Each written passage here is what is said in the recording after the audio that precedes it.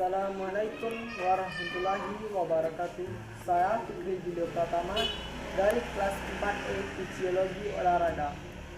Di sini saya akan mempresentasikan video pembelajaran tentang doping. Tak perlu bertanya kepada para pelatih, kita bisa menduga bahwa prestasi, gengsi, ambisi, bonus, uang, ketenaran, hiruk, pikuk, tepukan, dan puja-puji adalah jawaban mengapa seorang atlet menggunakan doping. Bisa jadi atlet hanyalah alat dari ambisi terselubung sebuah institusi induk olahraga atau siapapun yang berada di balik layar atau bahkan sebuah negara. Siapa yang dapat mengetahuinya? Sejauh ini, jika seseorang olahragawan dicurigai dan pada pemeriksaan berikutnya benar-benar terbukti menggunakan doping, maka dialah terdakwa utama. Mungkin ada kambing hitam yang ikut berperan namun luput dari jeratan sanksi. Yuk kita simak bersama-sama apakah itu doping. Seperti yang kita ketahui, doping adalah penggunaan obat-obatan untuk meningkatkan performa dalam berolahraga. Berakar kata dope yang digunakan suku asli di Afrika Selatan untuk namun minum beralkohol yang mereka pakai dalam upacara dan bangsa. Definisi yang pertama digariskan pada tahun 1963 berbunyi sebagai berikut. Doping adalah pemakaian zat-zat dalam bentuk apapun yang asing bagi tubuh atau zat yang fisiologis dalam jumlah yang tak wajar dengan jalan tak wajar pula oleh seseorang yang sehat dengan tujuan untuk mendapatkan suatu peningkatan kemampuan yang buatan secara tidak jujur. Bila karena suatu pengobatan terjadi kenaikan suatu kemampuan fisik karena khasiat obat atau karena dosis yang berlebih, maka pengobatan tersebut dianggap sebagai suatu doping.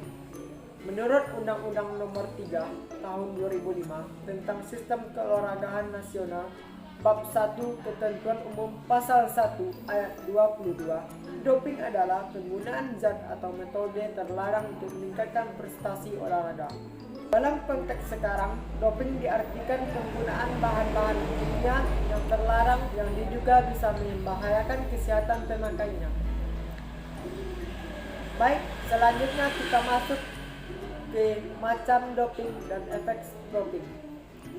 Jenis obat-obat masuk doping adalah golongan stimulan atau perangsang, golongan narkotika, analgesik, golongan anabolik, steroid, golongan beta blocker, golongan diuretika, dan golongan peptid hormon dan analognya. Baik, kita masuk yang ke efek doping. Meskipun atlet sudah tahu akan bahaya doping, tetapi mereka tetap saja melakukan tanpa berpikir panjang. Atlet yang melakukan doping biasanya karena stres. Ia tidak mencapai hasil latihan yang maksimal. Pengaruh atau efek doping tergantung pada jenis obatnya dan biasanya akan dirasakan setelah beberapa tahun atau setelah atlet berusia tua. Berikut jenis obat doping dan pengaruh bagi tubuh. Analgesik sebagai penghilang rasa sakit ketika haid menjelang, tetapi dampaknya jika salah memilih obat bisa mengakibatkan sulit bernapas, mual, kehilangan konsentrasi, dan mungkin menimbulkan adiksi atau kecanduan. Selanjutnya yaitu eritropoietin dan menyuntik darah.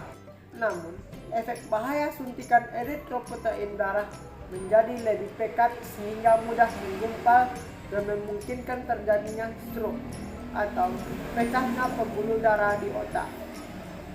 Doping dengan suntikan darah akan menimbulkan reaksi alergi, meningkatkan sirkulasi darah di atas normal, dan mungkin gangguan ginjal.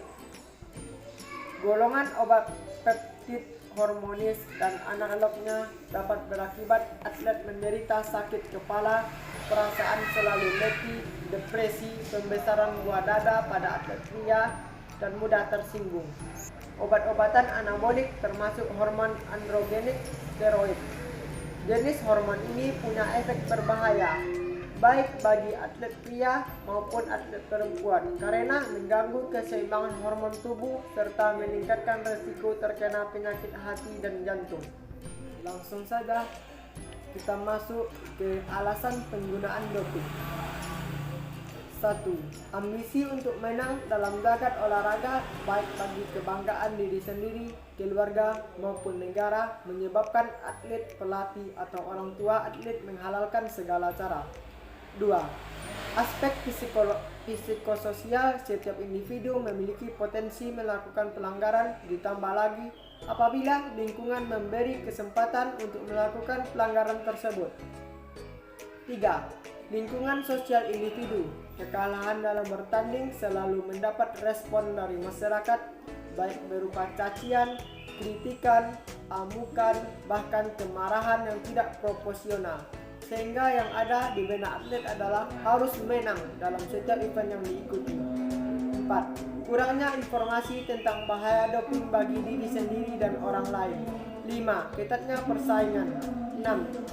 Komersialisasi. Para atlet atau pelatih sering kurang selektif menghadapi gencarnya tawaran obat-obatan dari produsen. 7. Propaganda. Persaingan merebut bonus merupakan salah satu pendorong bagi atlet untuk menang sehingga menghalalkan segala cara termasuk penggunaan doping. 8. Frustasi. Karena latihan yang telah dilakukan tidak kunjung membuahkan prestasi. Baik, selanjutnya kita akan masuk kepada alasan pelarangan doping. Alasan pelarangan doping. Adapun alasan pelarangan doping yaitu 1. Alasan etis. Penggunaan doping melanggar norma fair play dan sportivitas yang merupakan jiwa olahraga. Alasan medis. Membahayakan keselamatan pemakainya. Atlet akan mengalami habituation atau kebiasaan dan addiction atau ketagihan serta drug abuse atau ketergantungan obat yang dapat membahayakan jiwa.